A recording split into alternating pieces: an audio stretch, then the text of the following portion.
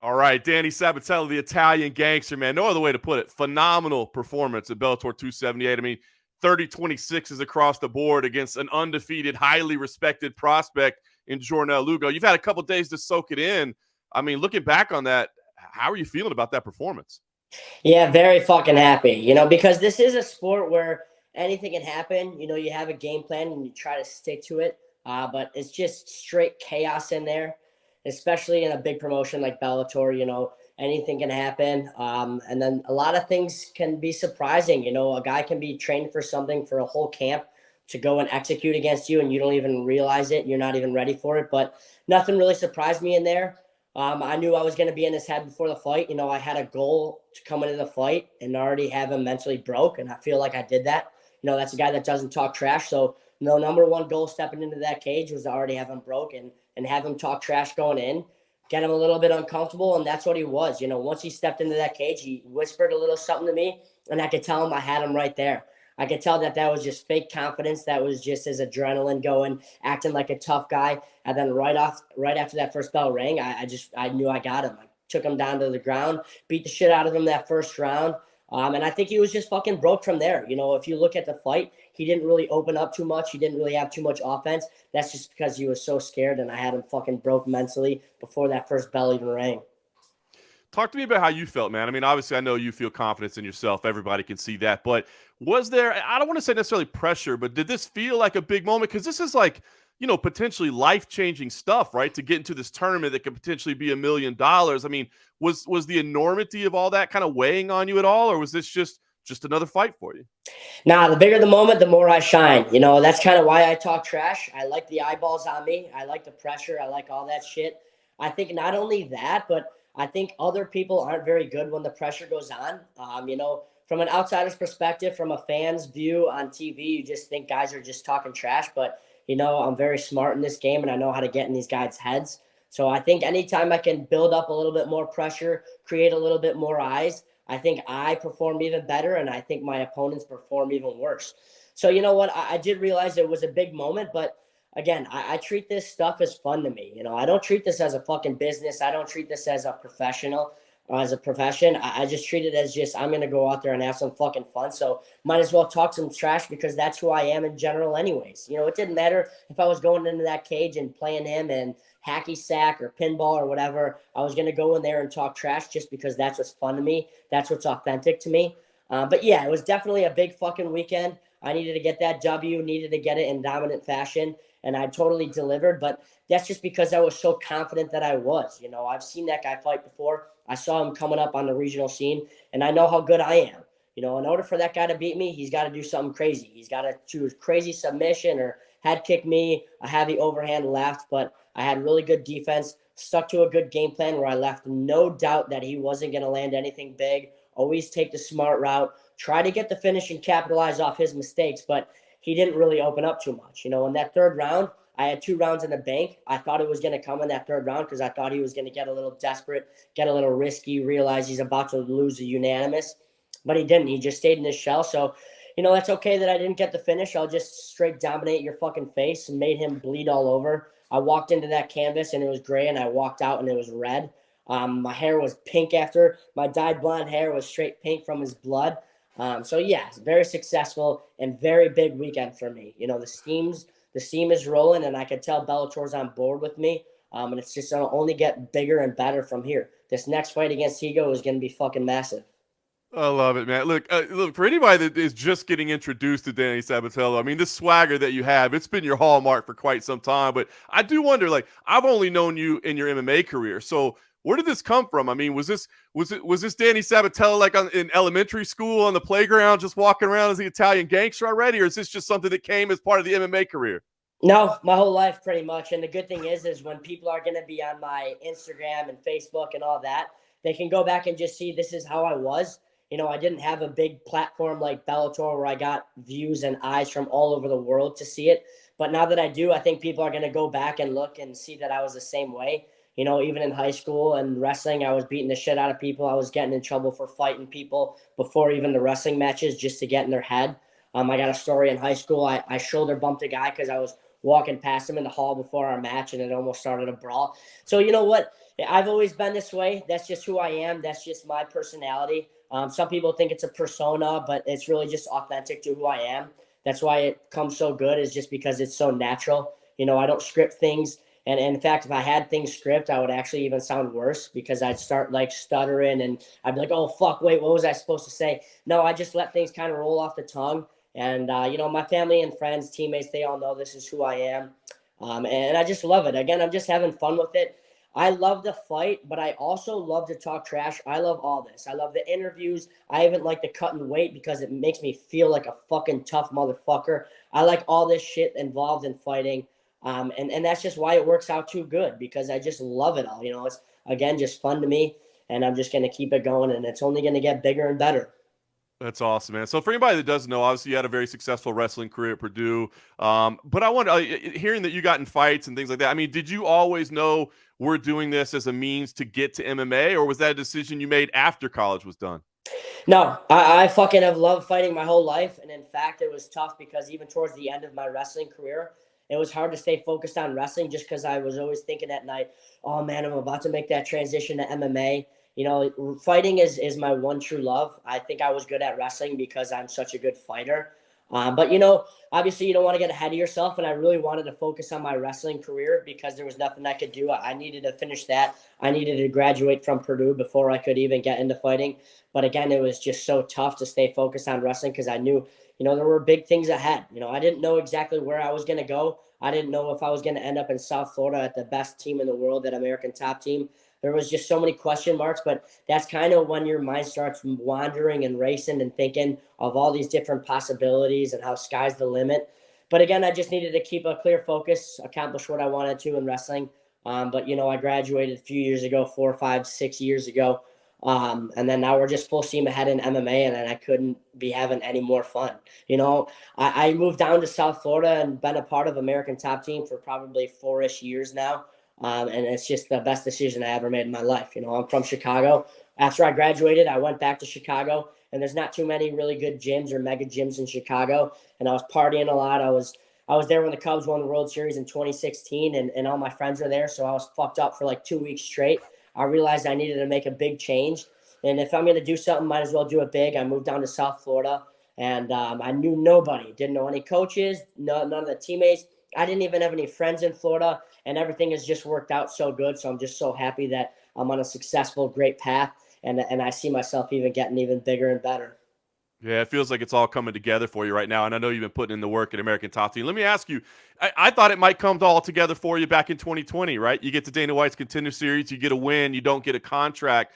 I mean, I know that's in the past, but I'm just curious, at that time, how did that affect you? I mean, did that affect your trajectory at all? I mean, I could see that being like a downer, be like, oh, I'm right there on the cusp of my dream and I didn't get there. Was it hard to like refocus? Did that give you fuel to the fire? I mean, how did that affect you? Yeah, hard as fuck. I was heartbroken because, like I always say it, fighting is the only thing I give a shit about. I don't really have hobbies. Hobbies are for average people. I only care about fighting, and it's all I do. I'm not a hillbilly and hunt. I'm not a nerd and play video games. I just fight. I train all the fucking time. I go to the best gym in the world twice a day, every day, one in the morning, one in the evening. If I'm not at practice, then I'm probably just chilling at the beach. And even when I'm at the beach, I start like shadow boxing, and people probably think I'm a fucking maniac. So again, when all something you care about is fighting, and it didn't really work out with getting the contract, you're just heartbroken. But you know what? I'm a very motivated guy. After, being so upset, I got right back on the horse and I was right back in the gym. And the good thing is I'm surrounded by such good people. All my coaches at American Top Team believe in me so much. I had a meeting that next week with gym owner Dan Lambert, Mike Brown, and some of my other coaches, Steve Mako. And we were all in a room and we were like, you know what?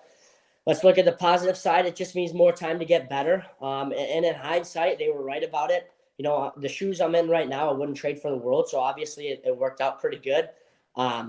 But yeah, at the time, man, it was so fucking tough, especially because I felt like I deserved it. It wasn't like I went out there and didn't perform and I lost or squeaked out a quick decision. I had the best scorecards in Dana White's Contender Series history, and I didn't get it. So it was kind of just like, not only mad, but just pissed off kind of at the promotion that they didn't give me a chance when I felt like I deserved it. But that's in the past. It's got me in the shoes I'm in, and to be a Bellator world champion is something that I wouldn't rather have anything else. And the good thing is that Bellator's bantamweight is the best division across all promotions. You know, our bantamweight division is absolutely stacked. You got guys in this that aren't in this tournament, like Darian Caldwell and Brett Johns, who was top 10 in the UFC, and they're not even in this tournament. So, you know what? When I get that fucking Bellator bantamweight strap across my waist, it's just going to show that I'm the best bantamweight in the world, and everything else played itself out. I love it, man. Well, you're well on your way to getting there. I will say, I know number one is the ultimate goal. You did enter the rankings officially at number 9. I know that's not where you want to be, but it's something, right? I mean, does that at least feel like, does that feel good to be like, okay, they're seeing me. I'm getting some recognition. Yeah, I guess a little bit of recognition is fine, but I mean, I don't really give a fuck. I don't fight to be ranked. I don't fight to be number 9.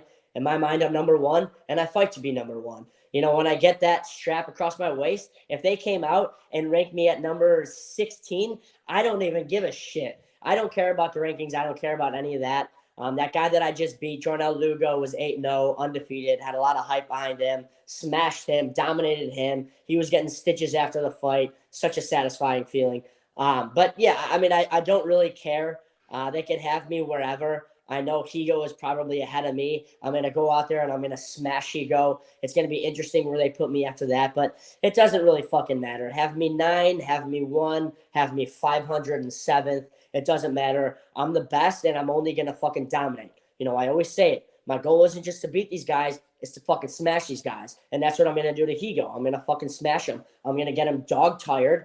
Hopefully the fight fucking takes place first, actually, because that motherfucker does not make weight. Not only did he miss weight his last fight, but he missed weight the fight before that. So I'm just hoping that he's going to fucking make weight, stop being a little bitch, and just absolutely fucking come at me. But you know, we'll see. I know he's an undisciplined motherfucker, so he's got to make weight, and then I'll be able to beat the shit out of him. You've made it clear you're definitely not a Leandro Higo fan. Is it because of this missed weight thing? Is that what makes you upset, or is it just because he's the next guy in line, or have you guys had any personal interaction? Why the disdain for this man? Yeah, it's an abundance of things. First things first, I will never tolerate people missing weight. You know, I just think that's so unacceptable in our profession. I don't know how he's not totally embarrassed, and it's just so pathetic. You know, not only has he missed weight once, but he's missed weight like 3 fucking times. It's like, dude, how can you call yourself a man if you're not even making weight? Like, what is the deal? Maybe go up in weight. I don't know. Maybe quit being a little bitch. Nobody likes making weight. Nobody likes cutting weight, except for if you're me. I like cutting weight. I feel like a fucking gangster. But yeah, it's just that part's unacceptable. Then I also think he's just a little bit overrated. You know, they say he's a jiu-jitsu specialist. I don't see it. I think I'm going to submit him. You know, I know on paper people are going to think this is going to be a fight between a jiu-jitsu specialist and a very high-level wrestler, but it's not. It's a fight between a fucking gangster in MMA and a piece of shit. So I just think I'm just going to smash him, and I'm going to be very happy because I don't like how he carries himself either. But also, you know what? He's next in line. I bring this animosity to anybody I fight. This one is just a little bit more personal.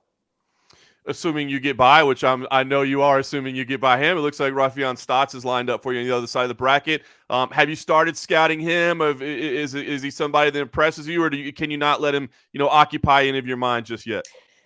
Yeah, I like to keep a level head and just have tunnel vision on the opponent ahead. You know, you kind of get in trouble sometimes when you're looking past somebody, even if you're so much better than him. You know, it's going to take me to slip on a banana peel or Leandro or Higo to get a fucking miracle to beat me. But at the end of the day, this is MMA and anything can happen. If my hands are out of place for just a split second, he could win the fight. You know, this isn't football or baseball where you make one little mistake and it's a slam dunk, a home run. You know, this is your fucking lights are out. You lost the fight, and that's that. So, you know, obviously I got to take this one very seriously. He is a little bit above average MMA guy, so obviously I got to keep a focus on him. But past that, it's hard not to look at a guy at Rafion Stotts because he's not very good. And I see the hype that he's getting. I made a Twitter the other day, and some of the first tweets were like, oh, Rafion Stotts is the greatest bantamweight in MMA. And it made me want to almost delete Twitter because that is just total fucking bullshit. I think Stotts sucks. He's so slow. And it's actually a perfect matchup for me because we're very similar styles. We kind of get to the same positions that we want to do. We have a wrestling background. We're grappling heavy, but also dangerous on the feet, hold our own on the feet. I think he's a guy that's just like me, but just does everything a little bit worse. So I'm very excited for that matchup. Hopefully it happens. I see it happening. I think it's going to be a very exciting fight. because I know he talks trash, regardless that it's terrible and he's just not exciting, but he does talk trash. So that'll be a fucking fun one.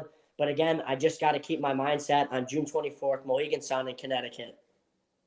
Listen, man, I'm just going to be honest with you. I'm all in on the Italian gangster. I find you incredibly entertaining, but I know there's going to be some people out there who probably absolutely hate your guts. So are you okay with that? Like, are you okay? Do you want to be loved by people and understood by people, or do you care if people are only tuning in because they're like, God, I hope that Danny Sabatello gets his ass kicked tonight? Yeah, I don't really give a fuck people's opinion. I kind of want people to have an opinion. You know, I think either I want to be a guy that's absolutely loved or absolutely hated. You know, at the end of the day, I am who I am. I'm not going to change. I'm not going to put on a persona. I'm not going to do anything that crazy. So I know people are going to hate me. That's fine. The world needs pussies like them. So that's all good if they want to do that. But I also know I am going to have people loving me. You know, the thing is we live in an Instagram, Twitter world where that's just not real life. And hate picks up more steam than love. So on posts, you're always going to have people saying, oh, he sucks. And then they'll get a lot of likes, and people are just looking for a lot of likes. So, of course, people are going to hate me. Most people are probably going to hate me, but I don't give a fuck. They're pieces of shit. They're unsuccessful. You don't see successful people going on Instagram comments and being like, oh, my God, he fucking sucks. No, those are all fucking losers. So that's fine. Be a fucking loser and hate me. But I'm also going to have a lot of love that people aren't going to see. You know, I got a lot of DMs, a lot of texts from people after the fight. Very appreciative of my style and what I bring to the table. So, of course, that's going to go unnoticed because hate is more popular than love. But, yeah, at the end of the day, I know people are going to absolutely love me, and I know people are going to absolutely hate me, but I don't give one fuck. I'm just going to be me, and I'm going to keep having fun.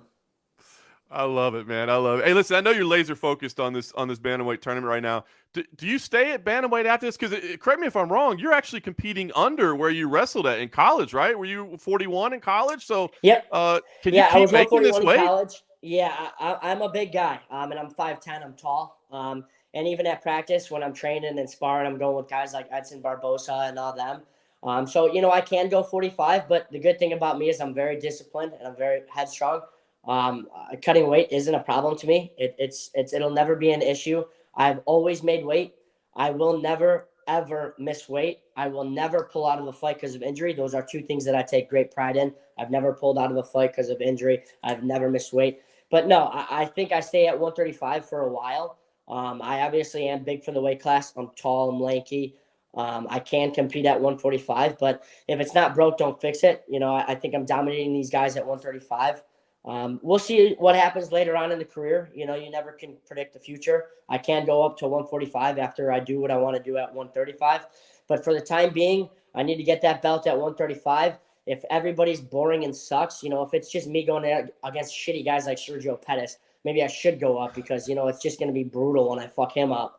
But yeah, I am very disciplined and I cut weight very good and very smart. I don't ever really balloon up. You know, we're like, what, 4 or 5 days after the fight, and I'm not even that big right now just because I don't want to be a fat piece of shit going into this training camp. But yeah, maybe 45 in the future, but for now, we're going to stay at 35. I love it, man. Well, Danny, I appreciate the time. I want to congratulate you on the victory. It was impressive. I guess now the real fun begins, right? Now you're in this Grand Prix, which I love this Grand Prix concept. For you as a wrestler, I'm sure it makes all the sense in the world. You got the bracket all lined up. I guess if people haven't seen you fight, it's time for them to tune in this Grand Prix. What would you tell them to expect from you moving forward? Yeah, just expect absolute violence and pure entertainment. You know, when I go in there, I fuck these dudes up. I carve them up real nice. I fucking elbow in the head relentlessly, one after another after another. I give these guys stitches. You know, my goal in these fights isn't just to beat them, it's to dominate them. And when you're in a sport, domination means cutting them open and beating the shit out of them. So going forward, all my fights is just going to be absolutely pure violence. If violence isn't your thing and you're a pussy, that's fine. Don't watch it because it is going to be violent. And that's what I plan to do June 24th against Leandro Higo in Connecticut is just pure violence and just pure blood. I'm going to fucking make him have stitches, and I want to give him scars for the rest of his life. Love him or hate him, he is the Italian gangster. I recommend you watching him. Danny, I think you bring the entertainment. Thank you for the time, brother. I really appreciate it. Thank you. I appreciate it.